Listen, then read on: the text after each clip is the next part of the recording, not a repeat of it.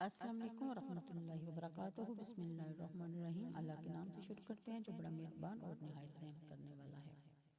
پارہ نمبر 12 ہے، سورہ ہود کی آیت نمبر یعنی کہ ترجمہ تفسیر کی آیت نمبر 53 سے ہم شروع کریں گے۔ حضرت ابن عباس رضی اللہ تعالیٰ عنہما نے اس آیت کے بارے میں فرمایا کہ حضرت نوح علیہ السلام 40 سال کے بعد مبعوث فرمائے گئے اور 950 سال اپنی قوم کو دعوت فرماتے تھے، اور طوفان کے بعد بھی 60 سال دنیا میں رہے تو آپ کی عمر 1050 سال ثابت ہوئی۔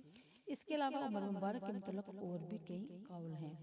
اگلی آیت کے مطابق حضرت نوح علیہ السلام کی قوم کے 3 شبہ کیے تھے کہ ایک شبہ یہ تھا کہ ہم تمہیں اپنے اوپر کوئی بڑائی نہیں پاتے، یعنی کہ ہم تمہیں اپنے آپ سے بہتر نہیں سمجھتے۔ تو اس پر حضرت نوح علیہ السلام نے جواب دیا کہ کب میں نے اپنے آپ کو بڑا ثابت کرنے کی کوشش کی، یا یہ کہہ لیں کہ میں دولت میں تم سے بڑا ہوں اور میرے پاس اللہ کے خزانے ہیں، تو تب تو تمہارا یہ اعتراض ٹھیک ہوتا۔ جب میں نے ایسا کچھ کہا نہیں تو آپ کا یہ اعتراض بالکل بے محل ہے۔ میں نے کبھی مال کی فضیلت نہیں جتائی اور دنیاوی دولت کا تم کو کبھی حق نہیں جتلایا کہ میں بہت دولت مند ہوں، اور نہ ہی میں نے کبھی دولت کو ترجیح دی ہے۔ تو اپنی دعوت کو مال کے ساتھ وابستہ نہیں کیا، پھر تم یہ کہنے کے مستحق نہیں ہو کہ ہم تم میں کوئی مالی فضیلت نہیں پاتے۔ تمہارا یہ شبہ محض بے خدا ہے۔ دوسرا شبہ قوم نوح نے یہ کیا تھا کہ ہم یہ نہیں دیکھتے کہ یعنی کہ تمہاری کسی نے پیروی کی ہو، مگر ہمارے کمینوں نے سرسری سے مطلب یہ تھا کہ وہ بھی صرف ظاہر میں مومن ہے، باطن میں نہیں۔ اس کے جواب میں حضرت نوح علیہ السلام نے فرمایا کہ میں یہ نہیں کہتا کہ میں غیب جانتا ہوں، تو میرے احکام غیب پر مبنی ہیں، تو پھر تمہیں اس کا اعتراض کیسا کہ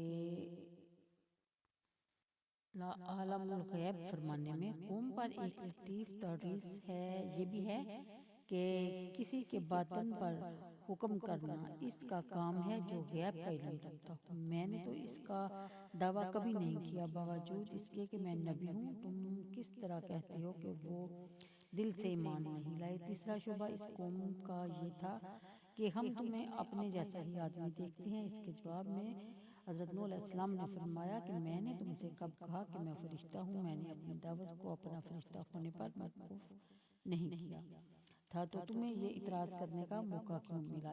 اگر میں جتاتا کہ میں فرشتہ ہوں، تم بشر ہو، تو پھر اعتراض کا موقع ملتا آپ کو، لہٰذا یہ اعتراض بھی بالکل باطل ہے۔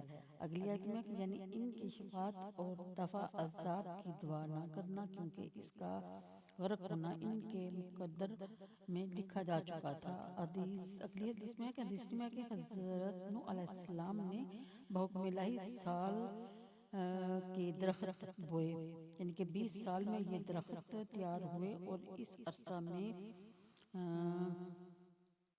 کوئی بچہ پیدا نہ ہوا۔ اس سے پہلے جو بچے پیدا ہوئے تھے وہ جوان ہو گئے۔ انہوں نے بھی حضرت نوح علیہ السلام کی دعوت قبول کرنے سے انکار کر دیا تھا، اور پھر حضرت نوح علیہ السلام نے کشتی بنانے میں مشغول ہوئے۔ اگلی آیت میں ہے کہ لوگ پوچھتے کہ کیا کر رہے ہو؟ حضرت نوح علیہ السلام جواب دیتے کہ ایک ایسا مکان بنا رہا ہوں جو پانی پر چلے گا۔ وہ لوگ سنتے اور ہنستے اور چلے جاتے۔ کچھ کہتے کہ پہلے تو آپ نبی تھے، اب بڑے ہی ہو گئے، یعنی کہ آپ کا مذاق اڑاتے۔ اگلی آیت میں کشتی دیکھ کر، جب کشتی بن گئی، دیکھ کر مروی ہے کہ وہ کشتی 2 سال میں تیار ہوئی، اور اس کی لمبائی 300 گز اور چوڑائی 50 گز اور اونچائی 30 گز تھی۔ اس میں اور بھی اقوال ہیں۔ اس کشتی میں 3 درجے بنائے گئے۔ درجہ اول میں یعنی درجہ زریں سب سے نیچے وحوش اور درندے اور قوام، اور درمیانی طبقہ میں چوپائے وغیرہ، اور طبقہ اعلیٰ میں یعنی کہ سب سے اوپر والے میں حضرت نوح علیہ السلام اور آپ کے ساتھی، اور حضرت آدم علیہ السلام کا جسد مبارک جو عورتوں اور مردوں کے درمیان حائل تھا، اور کھانے پینے کا سامان وغیرہ تھا۔ پرندے بھی اوپر کے طبقہ میں ہی تھے۔ تو آج کے لیے اتنا ہی، باقی انشاءاللہ کل کی ویڈیو میں بات ہوگی۔ تو مجھے دیجیے اجازت، دعاؤں میں یاد رکھیے۔ ویڈیو کو پسند آئے تو لائک اور شیئر کر دیا کریں۔ اللہ حافظ۔